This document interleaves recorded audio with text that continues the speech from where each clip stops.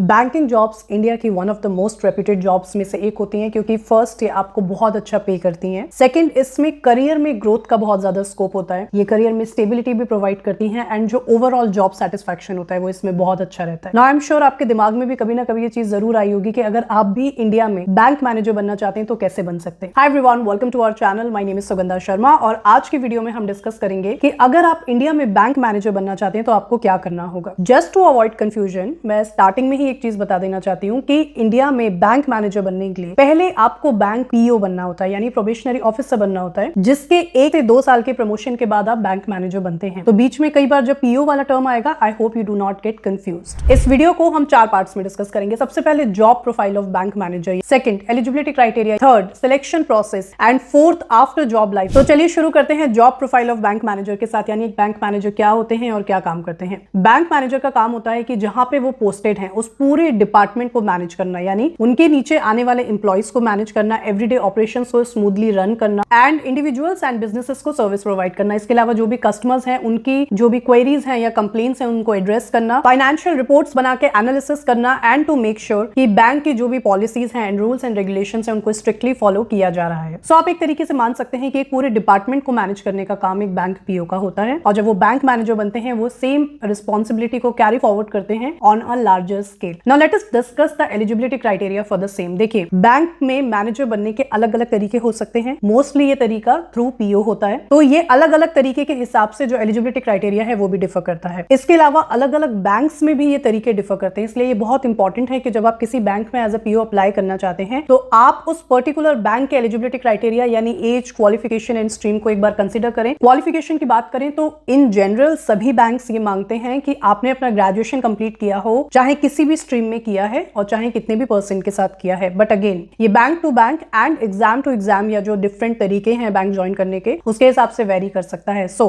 कुछ बैंक्स ऐसे होते हैं जो मांगते हैं कि आपने पोस्ट ग्रेजुएशन किया है या आपके पास एटलीस्ट एक पोस्ट ग्रेजुएशन डिप्लोमा है इन कॉमर्स और इन बैंकिंग और इन बिजनेस मैनेजमेंट। इसके अलावा कुछ ऐसे बैंक्स होते हैं जो सिर्फ ग्रेजुएशन मांगते हैं लेकिन मिनिमम 60% मार्क्स के साथ मांगते हैं। तो इस तरीके से आपकी स्ट्रीम एंड आपके जो परसेंट है वो वेरी कर सकते हैं। अलग अलग एलिजिबिलिटी क्राइटेरिया जैसा कि मैंने बताया बैंक के हिसाब से अलग हो सकता है, but in general they ask for any graduate with minimum 50% marks from any stream. Now कई बैंक की ऐसी अपॉर्चुनिटीज भी होती हैं जो स्टेट या रीजन वाइज निकलती हैं। जब आप ऐसी अपॉर्चुनिटी के लिए अप्लाई करते हैं तो आपको उस स्टेट या उस रीजन की जो लोकल लैंग्वेज है वो बेसिक लेवल पे आनी चाहिए। इनफैक्ट इसके लिए टेस्ट भी होता है जिसमें वो आपका बेसिक जो प्रोफिशिएंसी होती है, that is that you can read and speak and understand the language, ये चेक करते हैं। लेकिन इंडिया के काफी सारे स्टेट्स में हिंदी बोली जाती है, so I think that should not be a problem. इसके अलावा आपकी कम्युनिकेशन स्किल्स अच्छी होनी चाहिए। You should be proficient in Hindi and English both the languages and आपको बेसिक लेवल पे जो कंप्यूटर नॉलेज है वो होना चाहिए कंप्यूटर ऑपरेट करने का। नाउ लेट्स डिस्कस कि अगर आप इंडिया में बैंक मैनेजर बनना चाहते हैं तो उसका क्या प्रोसेस होगा, आपको स्टेप बाय स्टेप क्या फॉलो करना है। इंडिया में बैंक मैनेजर बनने के मेनली 4 तरीके पॉसिबल हैं। Number 1 management programs, number 2 IBPS PO, number 3 bank PO, number 4 bank run management programs. तो हम चारों को 1 बाय 1 करके डिस्कस करते हैं। सबसे पहले management programs. Actually this is very simple and straightforward. जैसे आप किसी भी दूसरे ऑर्गेनाइजेशन में मैनेजर बन सकते हैं MBA करके, वैसे ही आप किसी भी स्पेशलाइजेशन में MBA कर सकते हैं और उसके बाद बैंक में जब कॉर्पोरेट की वैकेंसी आती है आप उसके लिए अप्लाई कर सकते हैं। इनफैक्ट आप बैंकिंग में भी MBA कर सकते हैं, फाइनेंस में MBA कर सकते हैं और फिर बैंक में अप्लाई कर सकते हैं। इसकी कोई फिक्स्ड नंबर ऑफ वैकेंसीज नहीं होती और कोई फिक्स्ड टाइमलाइन भी नहीं होती है कि इसकी वैकेंसीज कब आएंगी, क्योंकि हम जो आगे डिस्कस करने वाले हैं उनकी number of vacancies around fixed रहती हैं, टाइमलाइन भी अराउंड फिक्स्ड रहती है। लेकिन क्योंकि ये कॉर्पोरेट जॉब है इसमें रिक्वायरमेंट के हिसाब से वैकेंसीज आती हैं। लेकिन आप MBA कर सकते हैं किसी स्पेशलाइजेशन में और फिर जॉब के लिए अप्लाई कर सकते हैं बैंक में। ये पहला तरीका हो जाता है। नाउ सेकंड तरीका और जो सबसे पॉपुलर तरीका है जिसके थ्रू इंडिया में आज सबसे ज्यादा लोग बैंक मैनेजर्स हैं वो है IBPS PO and I am sure आपने भी इसके बारे में जरूर सुना होगा, लेकिन मैं आपको इसके बारे में शॉर्ट में बता देती हूँ। IBPS यानी इंस्टीट्यूट ऑफ बैंकिंग पर्सनल एक ऐसी ऑर्गेनाइजेशन है जो डिफरेंट बैंक्स के लिए एग्जाम कंडक्ट करती है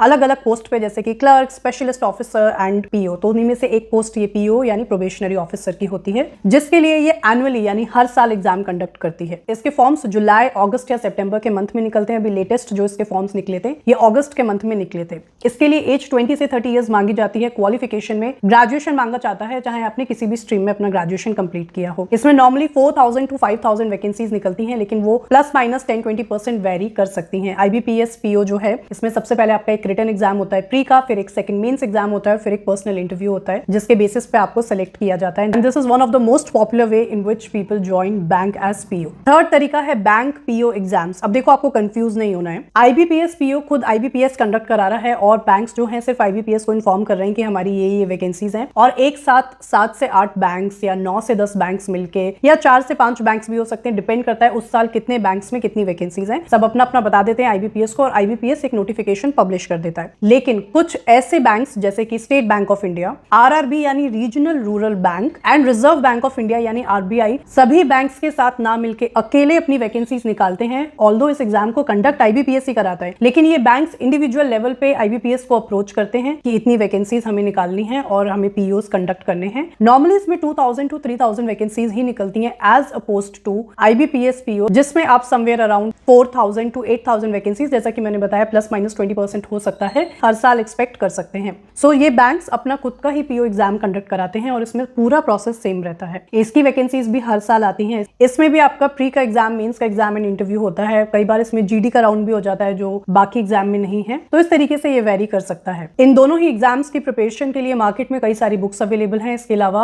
आपको जीडी में अच्छा करने के, यानी ग्रुप डिस्कशन में अच्छा करने के लिए करंट इवेंट्स का नॉलेज होना भी बहुत इंपॉर्टेंट है। Now let's move to our fourth method which is bank run PO programs. पिछले एक डेकेड में ये बहुत ज्यादा राइज पे हुआ है, जिसमें बैंक्स आईबीपीएस के पास ना जाके खुद ही अपना एक मैनेजमेंट प्रोग्राम रन करते हैं, जिसमें बैंक्स खुद आपका रिटन एग्जाम, आपका पर्सनल इंटरव्यू लेते हैं, आपको सेलेक्ट करते हैं, जिसके बाद वो किसी एक मैनेजमेंट इंस्टीट्यूट के साथ टाई अप कर लेंगे और इसके बाद आपका 1 से 1.5 साल का पूरा प्रोग्राम रहेगा, जिसमें 6 मंथ्स का क्लासरूम प्रोग्राम रहेगा, 4 मंथ्स की इंटर्नशिप रहेगी, 2 मंथ्स की आपकी इन बैंक ब्रांच ड्यूटी रहेगी, आपको ट्रेन करने के लिए आपकी ट्रेनिंग रहेगी प्रैक्टिकल, और इसके बाद आप वहां पे बैंक पीओ बन जाते हैं या आपको बैंक मैनेजर बना दिया जाता है। और आप जिस चीज में, जिस पर्टिकुलर डिपार्टमेंट में अपना 1 से 1.5 साल का डिप्लोमा कंप्लीट करते हैं, जो mostly post graduation diploma in banking होता है, आपको पीजीडीएम इन बैंकिंग दिया जाता है। तो जब आप ये कंप्लीट करते हैं तो आप उसी पर्टिकुलर ब्रांच में जाके मैनेजर बनते हैं। तो ये 4 तरीके पॉसिबल हो सकते हैं अगर आप बैंक मैनेजर बनना चाहते हैं उसके लिए। Now let's talk about after job life, यानी आप अगर एक बार सेलेक्ट हो जाते हैं तो आपकी लाइफ कैसी रहेगी। देखिए, सबसे पहले तो जब आप बैंक का फॉर्म फिल कर रहे होंगे उस वक्त आपको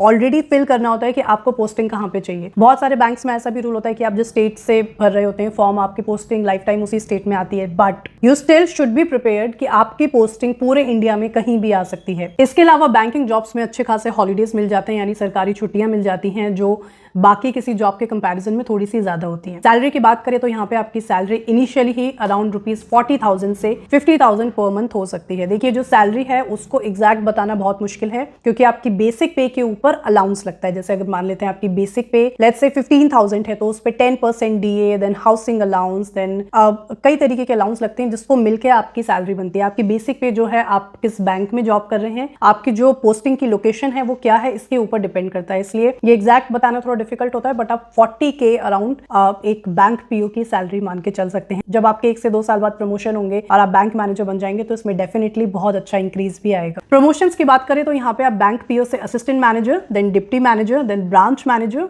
senior branch manager, chief manager, assistant general manager, deputy general manager and general manager तक भी बन सकते हैं। ना देखिए, सब लोग जनरल मैनेजर नहीं बनते हैं, सबके ऊपर टॉप नॉच लेवल तक प्रमोशंस नहीं होते, लेकिन फिर भी आपके जो फर्स्ट 3 to 4 प्रमोशंस है वो तो हो ही जाते हैं। इसके बाद आपके परफॉर्मेंस पे डिपेंड करता है कि आप कितना ऊपर तक जाएंगे। इस जॉब के क्या फायदे नुकसान हो सकते हैं। ना सबसे पहले बेनिफिट्स की बात करते हैं। बैंक की कई सारी ऐसी पॉलिसीज हैं जो बैंक के खुद के एम्प्लॉइज के हिसाब से बहुत हेल्पफुल हैं। जैसे आपको जो लोन है उस पर कम इंटरेस्ट पे करना पड़ता है, आपको इसमें हायर सेविंग्स इंटरेस्ट भी मिलता है। इसके अलावा अगर आप हाउसिंग लोन लेते हैं या कार लोन लेते हैं उस पर भी आपको कम इंटरेस्ट पे करना पड़ेगा। तो बैंक के एम्प्लॉइज के हिसाब से जो भी बैंकिंग पॉलिसीज आम जनता के लिए होंगी वो हमेशा बैंक के एम्प्लॉय के लिए थोड़ी सी बेटर होगी। लेकिन इसका ये मतलब नहीं है कि बैंक मैनेजर की जो लाइफ है इट्स ऑल रोजेस। इसके ऑब्वियसली अपने खुद के चैलेंजेस भी हैं। जैसे कि सबसे पहले आप एक ऐसी जॉब में काम कर रहे हैं जहां पे because you are dealing with large sum of money, यहाँ पे गलती की कोई गुंजाइश नहीं होती है। You just cannot make mistakes, so you have to be very responsible and careful from day one. Second, कई बार specially during the financial years and आपके जो वर्किंग आवर्स हैं वो बहुत लंबे हो सकते हैं। यानी नॉर्मली जैसे लोग 8 घंटा काम करते हैं, कई बार आपको उससे ज्यादा करना पड़ सकता है, specially around Jain, Feb, March and April, जब फाइनेंस ईयर जो है वो एंड हो रहा होता है तब। Nevertheless it's a very good paying job, it is a stable career, it has scope for growth and it is well reputed in a society as well. So if you want to become a bank manager, all the best to you. Thank you so much for watching this video. If you have any doubts, you can ask me in the comments.